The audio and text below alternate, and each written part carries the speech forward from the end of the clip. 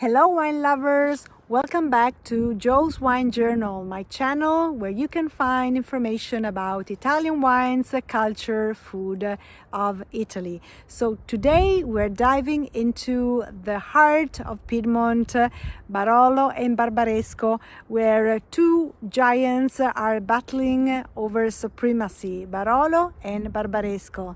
So let's start.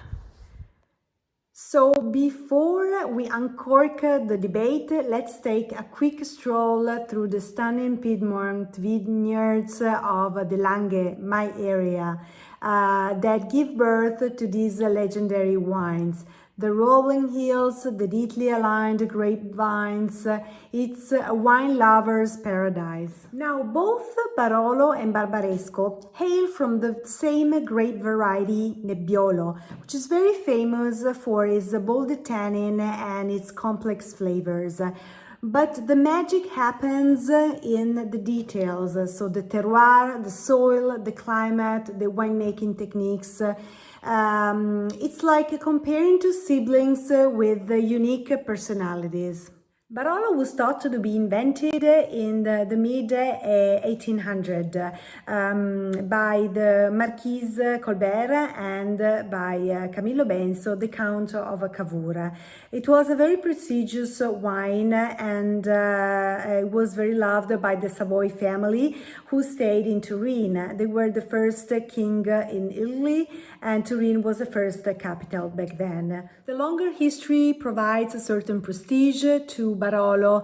Barolo has to come within the 11 villages in the Barolo area. And the soil there is a little bit more ancient than the soil in Barbaresco area. Barolo is very austere usually, and it is very structured. By law, for the DOCG, there are a lot of regulations that need to be taken into account and they need to be followed. And one of them is about aging.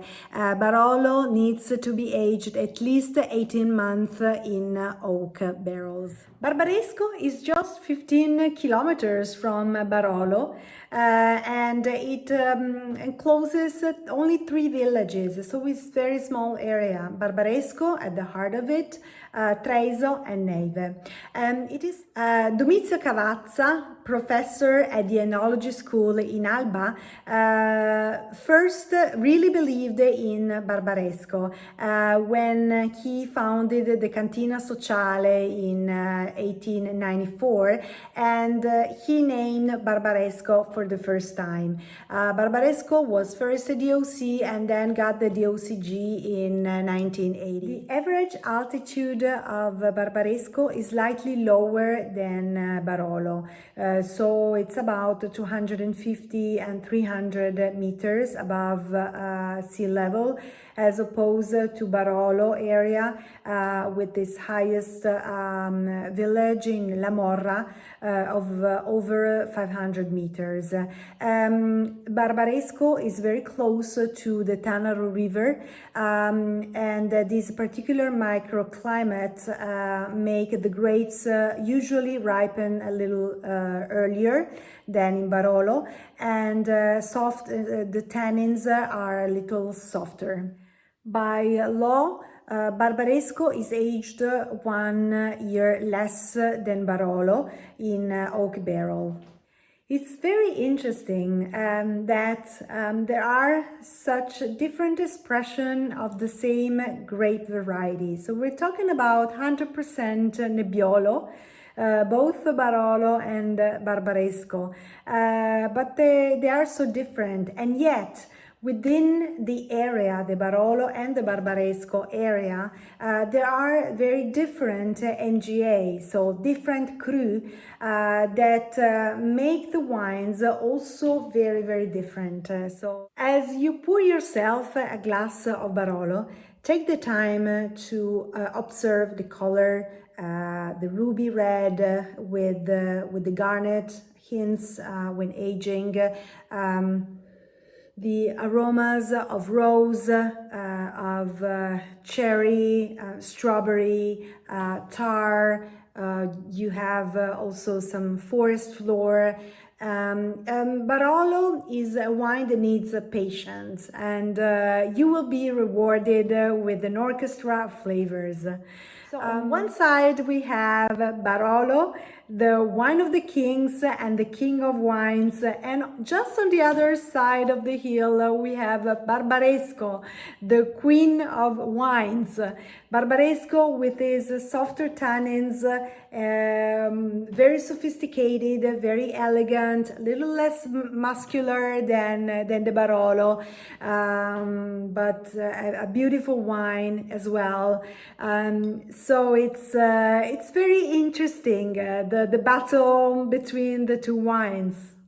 So Barbaresco tend to be a little more approachable than Barolo. Generally speaking, it has a very nice signature of the same Nebbiolo grapes with its violet, its blossom, its red berries, and it's more on the elegant side with softer tannins. But it's quite interesting at the same time.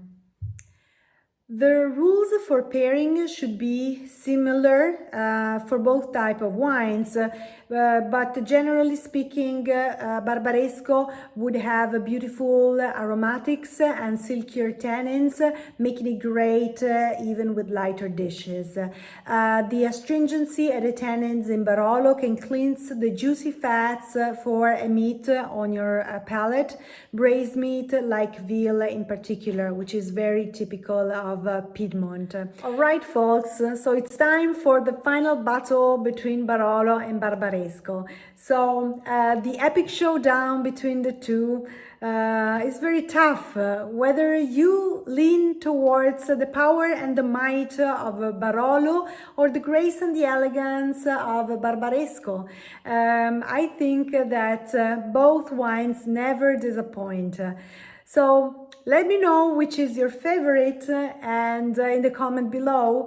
And until next time, make sure you follow me and you put a thumb up if you like the video. And thank you and see you next time. Cheers.